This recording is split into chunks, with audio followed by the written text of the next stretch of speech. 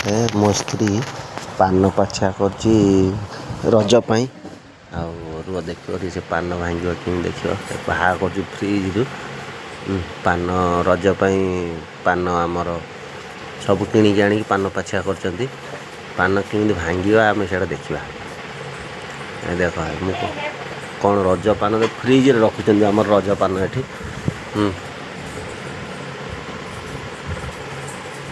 ଆଜ୍ଞା କେମିତି ପାନ ଭଙ୍ଗା ହେବ? ସେ ସବୁ ଫ୍ରିଜ୍ରେ ରହୁଛି। ହଁ ଚୂନ ଡବା ବନାହେଇନି। ଆଉ କ'ଣ ସବୁ ଆସିଛି ସବୁ? ଇଏ କ'ଣ ପାଇଁ ସବୁ? କ'ଣ ପାଇଁ କାଟ ନା? ହଁ କାଟ। ଏଇଠୁ ଦୁଇ ଖଣ୍ଡ କରିଦିଅ ନହେଲେ। ଏଇଠୁ ଦୁଇ ଖଣ୍ଡ କରିଦିଅ। ଏଇ ଯେଉଁ ଦୁଇ ଖଣ୍ଡ ଏଇ ଯେଉଁ ରହିଛି ଏଇଠୁ କାଟିଦିଅ। ଏଇଠୁ 3 ଖଣ୍ଡ ହେବ। ପାନ କଟା ଆରେ ଏଇଠୁ ଚିରି ଦେବ।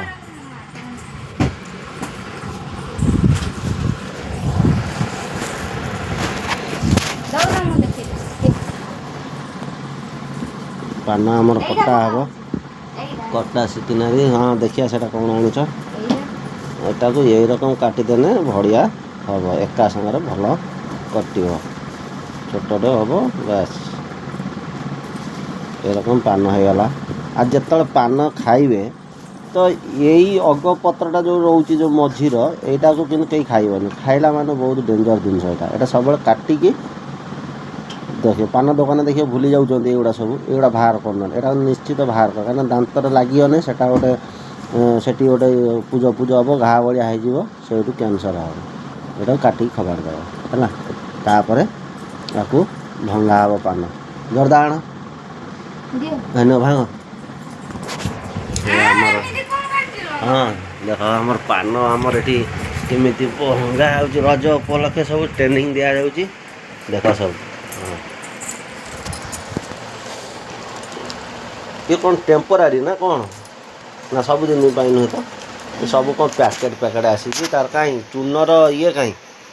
ହାତରେ ଚୂନ କରିଦେବା। ହାତରେ ଚୂନ କଲେ ଭଲ ଲାଗିବ। ହଁ ମମି ତ ଖାଉଛନ୍ତି। ନହେଲେ ସେଇ ବ୍ରସ୍ଟା ମାରିଦେବ। କେଉଁ ବ୍ରସ୍? ନା ଏଟାକୁ ଇଏ କରନି। କ'ଣ କହିଲ? ନଡ଼ିଆ ଯେଉଁ କତା ସେଥିରେ ଗୋଟେ ବ୍ରସ୍ ବନେଇବାକୁ ପଡ଼ିବ। ପାଣି ବି ତ ତା ସାଙ୍ଗେ ନେବାକୁ ପଡ଼ିବ। ଦେଖ ଗୋଟେ ନୂଆ ଗୋଟେ ଏମିତି ଯେଉଁମାନେ ପାନ ଭାଙ୍ଗିବେ ଏଇରକମ ଚୂନ ପ୍ୟାକେଟରେ ଆଣିବେ। ଆଣିକି ତାକୁ ଘଷିବେ। ତା ପାଣି ଏଇଠି ନେଇଛି ଦେଖନ୍ତୁ। ପାଣି ହାତ ବୁଡ଼େଇ ଦେଇକି ଦେଇଦେଉଛି। ଦେଖ ଗିଲା ପଇଲା। ଏଇଟା ହେଉଛି ଗିଲା ଖଇର। ପାନରେ କେତେ ରକମ ମସଲା ପଡ଼ିବ ଖାଲି ଦେଖନ୍ତୁ। ଭିଡ଼ିଓଟା ଲାଷ୍ଟ ପର୍ଯ୍ୟନ୍ତ ଦେଖନ୍ତୁ। ପାନଟା ଦେଖ। ତାପରେ ଚମନ ମାରଟା ଦେଇକି ଘଷନ୍ତି। ଏଇଟା ହଁ ଟିକେ ପକେଇ ଘଷିଥାନ୍ତ। ସେଟା ପାନର ଟେଷ୍ଟଟା ବଦଳେଇ। ବାସ୍। ଫେର ଦେଖ ପାଣି ଦେଇ ଘଷିବ। ବୁଝିଲ? ପାଣି ଦେଇ ଘଷିଲେ ପାନଟାର ବହୁତ ମାନେ ମଜା ଆସିବ କିନ୍ତୁ। ଦେଖ ପାନ ଭଙ୍ଗା ଚାଲିଛି ଆମର। ରଜ ମାନେ ଆଜି କେତେ ତାରିଖ? 12 ତାରିଖ। ହଁ ଦେଖ ଜର୍ଦାଟା ଦିଆହେବ। ଫ୍ୟାନ୍ଟା ବନ୍ଦ କରିବାକୁ ପଡ଼ିବ, କାହିଁକିନା ଉଡ଼ିଯିବ ନହେଲେ। ସେଥିପାଇଁ ଦେଖ ଏଇଟା କି ଜର୍ଦାଟା?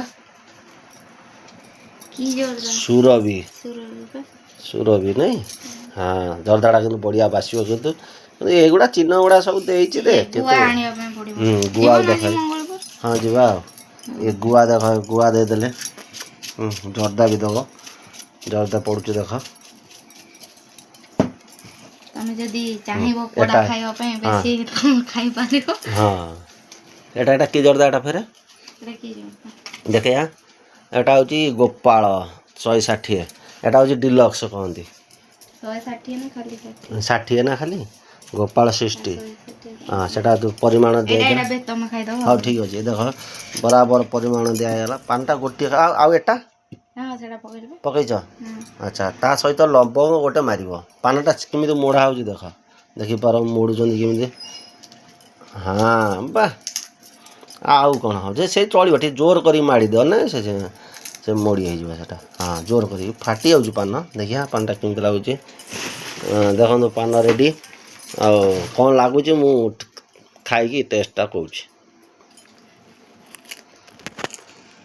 देखो ये पानटा को आस्ते आस्ते चोबेब बुझल आस्ते आस्ते चोबेने तार मजाटा अलग बार कारण जो मिठाटा घसा पानी देकी चून देकी मजाटा आस्ते आस्ते तुम लगे पानटा बहुत बढ़िया है।